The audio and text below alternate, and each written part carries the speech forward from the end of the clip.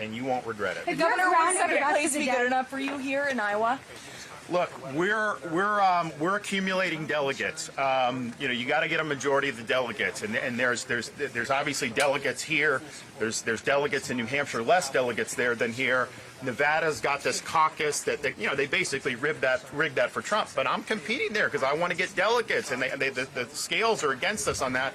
But we're going to do it. So that's the name of the game. We're doing it. I think the debate was very telling the other night, because I think it's pretty clear, as Republicans are watching that, who was able to be in command and handle all this, and who got really flustered.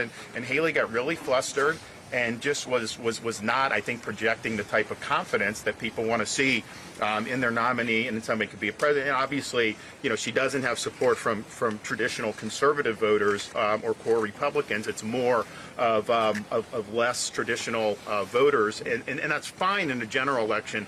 But I think to win the primary, you got to be somebody that can do that. Now, Donald Trump is not willing to debate, because I think he wants to have kind of these pre-cooked forums like he had on Fox News the other night, where he's not really asked any difficult questions or confronted in any meaningful way. So that allowed him to go and say that, who is this Anthony Fauci guy? He had never heard of Fauci. He had nothing to do with Fauci. Like, seriously? Like he's honestly going to run with that? He gave the guy an award his last day in office, and basically turned the presidential podium over to him for months and months. And then he tried to blame Florida for being responsible for Fauci.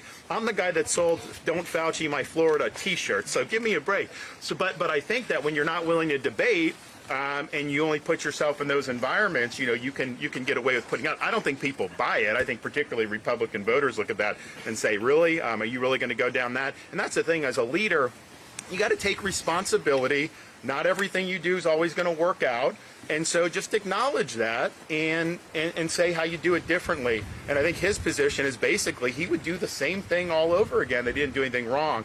That is not something that I think is going to fly with Republican voters. And I think it's really important.